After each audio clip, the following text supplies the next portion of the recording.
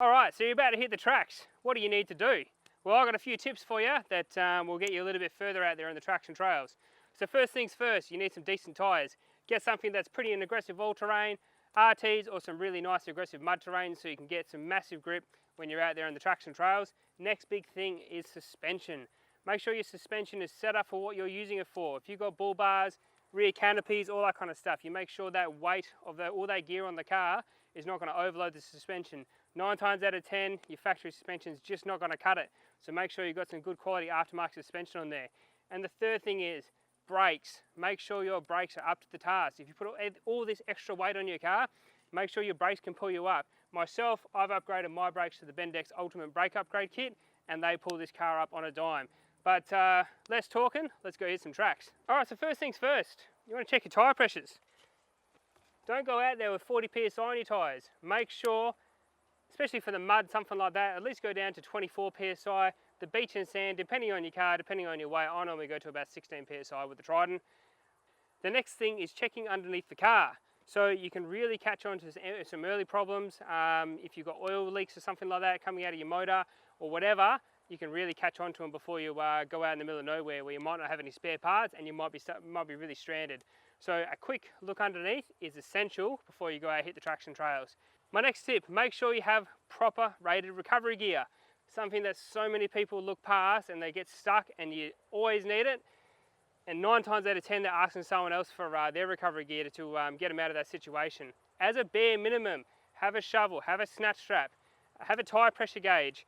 Make sure you've got somewhere to put it onto the car, so have rated recovery points. All those kind of things can get you out of the worst situations possible if you've got the right gear and you take it with you. So never forget, always leave it in the car, have a little spot for it.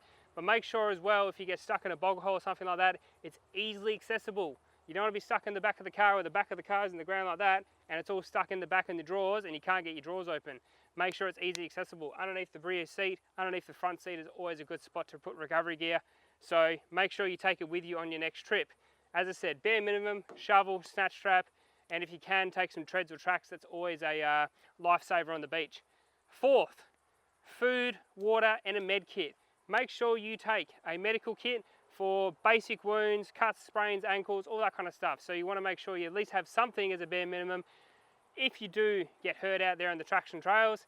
Second, make sure you have food and water. When you're out there, beautiful day like today, it's stinking hot. Make sure you have a lot of hydration out there, guys, because you don't want to get dehydrated on the tracks.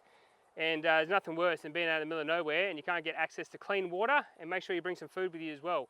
You just don't want to get out there and get stuck somewhere if you haven't brought the recovery gear and be out there for maybe days. Make sure you have the right food, water and medical gear with you on your trip. So once you've done all those steps, you're ready to rock and roll.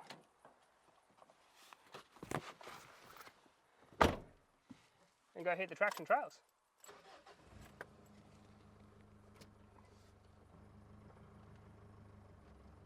Alright, so first thing when you want to go off-road, you want to tackle some ruts.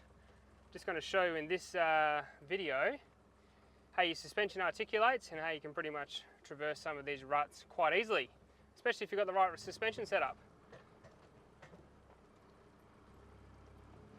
As you can see here, making light work of the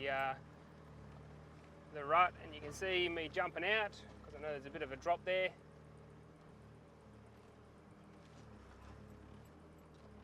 Beautiful.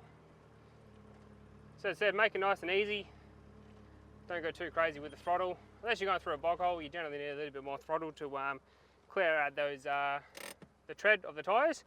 But beyond that, make sure you got the right suspension, make sure you got the right tyres, and you'll have no dramas. So this part of the video, guys, we're going to go down a hill descent. So first thing I do is go low range, and then make sure you got good brakes.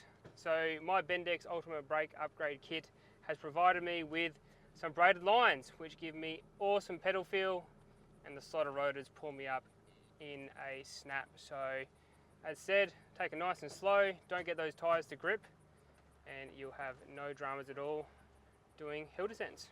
So tyres make a huge difference to traversing some increasingly tricky terrain.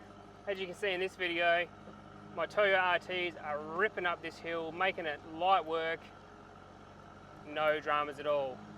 They grip in and clear off that tread nice and easily and it makes it nice and easy to get those hill climbs all done and dusted. So hopefully with the information in this video, it gives you the basics you need to go off-road. As I said, tyre pressures, suspension clearance, and brakes are key to a successful four-wheel drive adventure. And always check underneath, make sure you take the right things with you, like medikits, all that kind of stuff. So as I said, in conclusion, hopefully this video gets you a little bit of information you need to get yourself off-road, and I'll see you out there on the traction trails.